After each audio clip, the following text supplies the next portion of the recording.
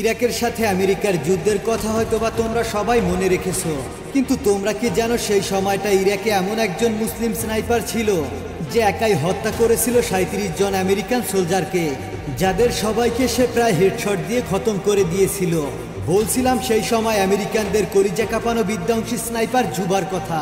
আজকে এক্সপ্লেন করছি তারই এক মিশন নিয়ে বানানো মুভি দ্য ওয়াল। বুঝতেই পারছো কতটা মারাত্মক হতে চলেছে আজকের এক্সপ্লেনেশন।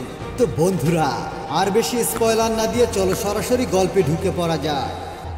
সিনেমার শুরুতে আমরা ইরাক দেশের একটি জায়গাকে দেখতে পাই যেখানে মাত্রই আমেরিকা এবং ইরাকের সৈন্যদের মধ্যে যুদ্ধ শেষ হয়ে গিয়েছে। ম্যাথিউস এবং আইজ্যাক নামের দুইজন স্নাইপারকে এখানে বাড়তি নিরাপত্তার জন্য পাঠিয়েছে আমেরিকান সেনাবাহিনী। তারা দুজনেই ভালোভাবে লক্ষ্য রাখছিল যে পাইপলাইনে কোনো শত্রু সেনারা উপস্থিত আছে কিনা। দুইজন স্নাইপার লুকিয়ে যুদ্ধক্ষেত্রের প্রতিটি জায়গা চেকিং করছিল যাতে কোনো কিছুই তাদের চোখের আড়ালে না থেকে যায়। এখন পর্যন্ত ম্যাথিউস বা আইজ্যাকের চোখে সন্দেহজনক কিছুই পড়েনি। ম্যাথিউস আইজ্যাককে বলে, আমার তো মনে হয় না যে এখানে অবশিষ্ট কেউ বেঁচে আছে কিংবা এখানে কেউ লুকিয়ে থাকতে পারে। এখানে কিছু মৃত সেনা আর ওই গাড়িটা বাদে কিছুই তো দেখছি না আমি, তো সম্ভবত সন্দেহ করার মতো এখানে কিছুই নেই। কিন্তু আইজ্যাক তার সহযোদ্ধার সাথে একমত হতে পারে না। সে বলে, এখানে নিশ্চয়ই কোনো চালাক ব্যক্তি আছে যে নিজেকে আমাদের কাছ থেকে লুকিয়ে রাখতে সক্ষম। আমার জানা মতে এমন চালাক আর দক্ষ স্নাইপার একজনই আছে যার নাম হলো জুবা। এটা শুনে ম্যাথিউস তাকে বলে, তুমি জানা তাই ভেবে চলেছ, আসলে তেমন কিছুই নয়, এটা শুধুমাত্র তোমার মনের ভুল ধারণা। গত ২২টি ঘন্টা ধরে আমরা এখানে চেকিংয়ে আছি। জুবা বা অন্য কোনো স্নাইপার থাকলে অবশ্যই আমরা এতক্ষণে তাকে খুঁজে পেতাম।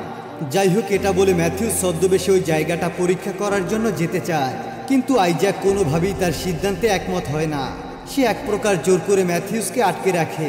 এভাবে আরও কয়েকটা ঘন্টা কেটে যায়। এবার আর ম্যাথিউস তার কোনো কথাই শোনে না। এক প্রকার জোর করে সে উঠে যায় সেই সাইডে চেকিং করার জন্য। আইজ্যাক বলে, তুমি ভুল করছো, হয়তোবা এখানে এমন কেউ আছে যে কিনা আমাদের উপস্থিতি বুঝতে পারার জন্য ওত পেতে বসে আছে, যেমনটা আমরা তার জন্য বসে আছি। ম্যাথিউস বলে, তুমি এত চিন্তা করো না। সে তাকে বলে, তুমি একজন স্কটার, তো এজন্য তুমি এত গভীরভাবে চিন্তা করো।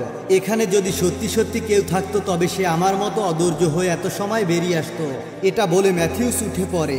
সে বলে, আমি কনস্ট্রাকশন সাইডে যাচ্ছি, তুমি চাইলে আমার পেছনে পেছনে আসতে পারো। ম্যাথিউস আইজ্যাককে রেখে একাই সামনের দিকে চলতে থাকে।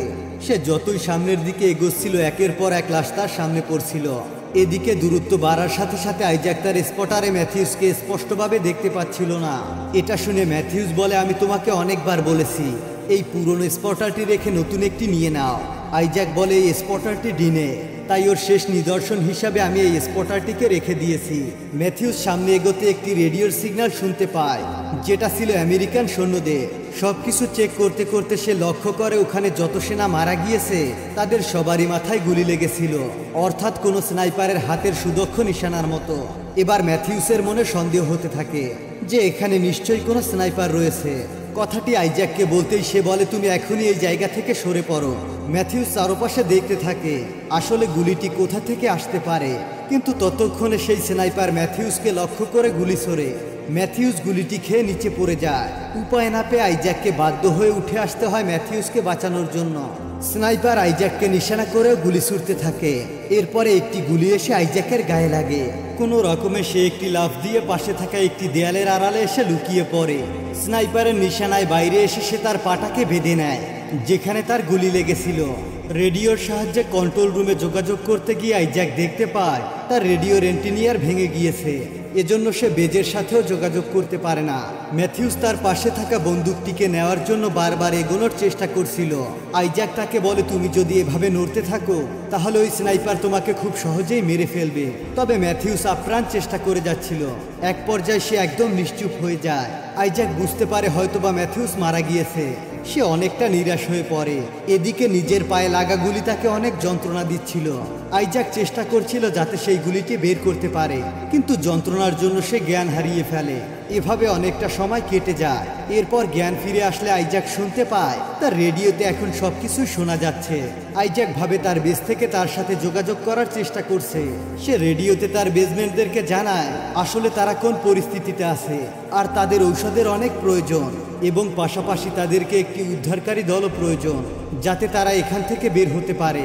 তখন রেডিওর ওই পাশ থেকে আইজ্যাককে বলা হয়, আমরা তোমাকে দেখতে পাচ্ছি না, তুমি দাঁড়িয়ে যাও যাতে আমরা তোমার লোকেশন পেতে পারি, অথবা তুমি যেখানে আসো ওখান থেকে একটি ফায়ার করো। এই কথা শুনে আইজ্যাক হয়রানির মধ্যে পড়ে যায়, আর রেডিওর ওই পাশের লোকটার উপরে তার সন্দেহ হতে শুরু করে, কারণ উনি যা বলছে তা পুরো নিয়মের উল্টো। স্নাইপারের ট্রেনিংয়ের সময় তাদেরকে সরাসরি বলে দেওয়া হয়েছিল যে কোনো খারাপ অবস্থাতে তারা যেন এমনটা না করে। পাশাপাশি ওই লোকটার কথা বলার ধরনও আমেরিকানদের মতো। আইজ্যাক বুঝতে পারে সে যার সঙ্গে কথা বলছে সে হলো সেই স্নাইপার যে কিনা ম্যাথিউ স্যার তাকে গুলি করেছে। এখন আইজ্যাকের লোকেশন বের করার জন্য সেই ফাঁদ পেতেছে। সে আইজ্যাকের রেডিওর সিগন্যালের মাধ্যমে তাকে বোকা বানাচ্ছে। আইজ্যাক বলে, আমি জানি তুমি কে, তাই তুমি তোমার এই চালাকি বন্ধ করো। লোকটি বলে, আমি জানতাম তুমি ঠিকই চিনে ফেলবে। এখন নিজের সঙ্গী আর তোমার জীবন বাঁচাতে চাইলে আমার সঙ্গে কথা বলতে থাকো। তখনই আইজ্যাক বুঝতে পারে ম্যাথিউস এখনো বেঁচে আছে, সে শুধুমাত্র তার জ্ঞান হারিয়ে ফেলেছে। তাই সে বাধ্য হয়ে ওই ব্যক্তির সাথে কথা বলতে থাকে। সে আইজ্যাকের কাছে তার ব্যক্তিগত জীবন সম্পর্কে জানতে চায়, সে কিভাবে একজন স্নাইপার হয়ে উঠল আর তার পরিবারে কে কে আছে। সেই সাথে ওই ব্যক্তি আইজ্যাকের কাছে আরো অনেক কিছু জানতে চায়। তবে আইজ্যাক তার সাথে এজন্যই কথা বলছিল যাতে করে তাকে কথার জালে ফাঁসিয়ে রাখা যায় এবং তার সঙ্গীর জীবনটা কোনোভাবে বাঁচানো যায়। আইজ্যাক ওই ব্যক্তির লোকেশন বের করার অনেক চেষ্টা করে, তাই সে বারবার তার স্পটার দিয়ে দেখতে থাকে সে কোথায় আছে। আইজ্যাক সেই মাটিতে একটি ম্যাপ তৈরি করতে থাকে যাতে করে তার লোকেশন ট্র্যাক করা যায়। এরপর আইজ্যাক তাকে জিজ্ঞাসা করে, তুমি কে? সে জানায়, আমি এখানকার একজন সাধারণ নাগরিক। তখন আইজ্যাক বলে, তুমি এসব কেন করছো? যুদ্ধ তো অনেক আগেই শেষ হয়ে গিয়েছে, আর তুমি যাদেরকে হত্যা করছো তারা সকলেই নিরপরাধ এবং সাধারণ ব্যক্তি ছিল। তারা সবাই পাইপলাইনে কাজ করার জন্য এসেছিল। যদি এই পাইপলাইনের সমস্ত কাজ শেষ হয়ে যেত তবে ইরাক সরকারই লাভবান হতো। তুমি এখানকার পুরো কাজই নষ্ট করেছো, আর তুমি কিনা নিজেকে ইরাকি বলে দাবি করছো। তখনই ওই ব্যক্তি অর্থাৎ যুবা হাসতে শুরু করে। সে বলে, কিসের যুদ্ধ শেষ হয়ে গিয়েছে? এসব নাটক তোমরা বন্ধ করো। যুদ্ধ শুধু তোমাদের জন্য শেষ হয়েছে, আমাদের মতো মানুষের জন্য যুদ্ধ কখনোই শেষ হবে না। তুমি কি মনে করো এই সকল টাকা পয়সা ইরাক সরকার পাবে? এগুলো ধোঁকা ছাড়া আর কিছুই নয়। যুবা বলে, তোমার পরিবার সম্পর্কে তুমি কিছু বলছো না কেন? তার এই কথা শুনে আইজ্যাক রেগে যায়। আইজ্যাক বলে, তোমাকে আর আমি কোনো বিষয় সম্পর্কেই জানাবো না। তখন সে বলে, আমি এখনই ম্যাথিউসকে হত্যা করব। এই কথা শুনে আইজ্যাক অনেকটা ঘাবড়ে যায়। আইজ্যাক বলে, তুমি ম্যাথিউসের নাম কিভাবে জানলে? তখন যুবা বলে, আমি তোমার নামও জানি, তুমি কয়জনকে হত্যা করেছো সেটাও আমার অজানা নয়। যদি আজকে ম্যাথিউস মারা যায় তাহলে সে দ্বিতীয় ব্যক্তি হবে যে তোমার সামান্য ভুলের কারণে মারা গিয়েছে, কারণ এর আগে তোমার একটা ভুলের জন্য আগে একজন ব্যক্তি মারা গিয়েছিল যার নাম ছিল ডিং। এই কথা শুনে আইজ্যাক আরও অবাক হয়ে যায়। আইজ্যাক জিজ্ঞাসা করে, তুমি ডিংয়ের ব্যাপারে কি জানো? আসলে ডিং আইজ্যাকের ভুলের কারণেই মারা গিয়েছিল। আইজ্যাকের নিশানা সরে গিয়েছিল আর ওই গুলি গিয়ে ডিংয়ের গায়ে লেগেছিল। এজন্য আইজ্যাক এখানে অনেকটাই ভেঙে পড়ে। ওই ব্যক্তি অর্থাৎ যুবা আইজ্যাকের মনে আঘাত দেওয়ার চেষ্টা করছিল। সে এমন সব কথা বলছিল যাতে আইজ্যাক ভেঙে পড়ে।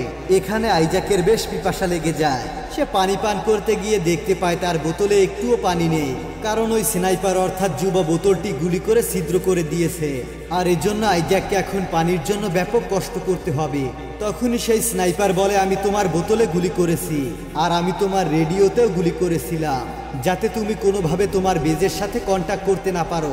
আমি জেনে বুঝেই তোমার পায়ে গুলি করেছি, আর যাতে করে তুমি এখান থেকে পালিয়ে যেতে না পারো। আমি জানি তোমার মৃত্যু কতটা ভয়াবহ হতে চলেছে, কারণ আমি তোমার বাঁচার সকল পথই বন্ধ করে দিয়েছি। এখন তুমি এখানে ছটফট করতে করতে মারা যাবে। তখন আইজ্যাক বলে, তুমি একজন জঙ্গি। এই কথা শুনে যুবা হাসতে থাকে আর বলে, তোমরা বন্দুক হাতে আমাদের দেশে এসেছো আর আমাদের উপরেই গুলি চালাচ্ছ। তোমাদের কি একটুও লজ্জা করে না আমাদেরকে জঙ্গি বলতে? তখনই আইজ্যাকের চোখ পড়ে বড় একটি ময়লার স্তূপের দিকে। সে বুঝে যায় ওই স্নাইপার ওখানেই লুকিয়ে আছে। সেই সাথে তার এটাও বুঝতে বাকি থাকে না সে কতটা ভয়ঙ্কর। এত দীর্ঘ সময় ধরে ময়লার স্তূপে লুকিয়ে থাকার পর এত নিখুঁত শট নেওয়া কোনো সাধারণ ব্যাপার নয়। এজন্য আইজ্যাক ওই ব্যক্তিকে জিজ্ঞাসা করে সে যুবা কিনা। তখন সে বলে, তোমার এমনটা ভাবার কারণ কি? তুমি যদি আমাকে যুবা ভেবে নাও তাহলে তুমি ভুল করছো।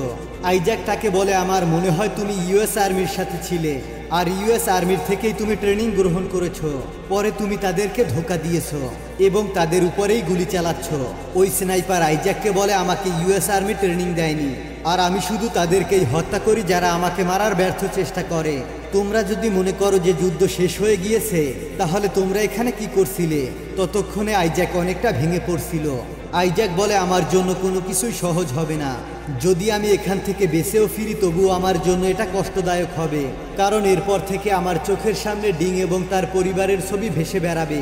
ধীরে ধীরে আইজ্যাকের অবস্থা খারাপ হতে শুরু করে।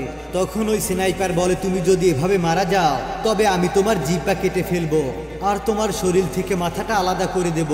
এসব শুনে আইজ্যাক বেহুশ হয়ে পড়ে। কিছুক্ষণ পর তার জ্ঞান ফিরে আসলে সে একটা প্ল্যানিং করে। সে তার হেলমেট আর কাপড় দিয়ে মানুষের আকৃতি তৈরি করে উঁচু করে রাখে যাতে স্নাইপার টার্গেট মিস করে। কিন্তু চালাক স্নাইপারের কাছে তার এই প্ল্যানিং কোনো কাজেই আসে না। এবার সে মনে মনে অন্য একটি বুদ্ধি করে। সে তার থেকে একটু দূরে পড়ে থাকা মৃত সৈনিকের কাছে যায় রাইফেল আনতে, সাথে ওই সৈনিকের কাছে কি কি জিনিস আছে তা দেখার জন্য। রাইফেল নিয়ে ফিরে এসে আইজ্যাক দেখতে পায় তার স্কুটারটি ভেঙে গিয়েছে। মানে এখন কোনোভাবে ওই স্নাইপারের লোকেশন পাওয়া সম্ভব নয়। তবে ইতিমধ্যে আইজ্যাক বুঝতে পেরেছে যে ম্যাথিউস এখনো বেঁচে আছে, আর সে স্নাইপার এবং হাইজ্যাকারের সমস্ত কথাই শুনছে। আইজ্যাক ম্যাথিউসকে বলে, স্নাইপার হয়তো ওই ময়লার বক্সের পিছনে লুকিয়ে আছে, আমি ওকে বিরক্ত করছি, ততক্ষণে তুমি তার লোকেশন বের করার চেষ্টা করো। ম্যাথিউসও আইজ্যাকের কথা মতো কাজ করতে থাকে। সে তার হাতে থাকা কাচের টুকরোর মাধ্যমে স্নাইপারের সঠিক লোকেশন খোঁজার চেষ্টা করে। তখনই বাতাসের জন্য ধুলোয় চারপাশ অন্ধকার হয়ে আসে, আর ম্যাথিউস তার নিশানা ঠিক করে রাইফেল নিয়ে পজিশন নিয়ে নেয়। আইজ্যাক কথার ছলে স্নাইপারকে ব্যস্ত রাখার চেষ্টা করছিল। এদিকে স্নাইপার অর্থাৎ যুবা তাকে বলে সে একসময় শিক্ষকতা করত, কিন্তু আমেরিকান সৈন্যরা এসে আমার সমস্ত স্টুডেন্টদেরকে হত্যা করে। এরপর থেকে আমি তাদেরকে মারতে শুরু করি। এর মধ্যেই ম্যাথিউস সেই ময়লার বক্সের সোজা গুলি করে, কিন্তু ম্যাথিউসের হাত বরাবর নিশানা করে স্নাইপার শট নেয়। এতে করে তার হাত থেকে রাইফেল ছুটে যায়। ম্যাথিউস রাইফেল নিয়ে আইজ্যাকের কাছে এগোতে শুরু করে। সাথে সাথে আবারও স্নাইপার তার দিকে গুলি ছোড়ে। এতে ম্যাথিউস সেখানেই মারা যায়। আইজ্যাক এবার ভীষণ ভেঙে পড়ে।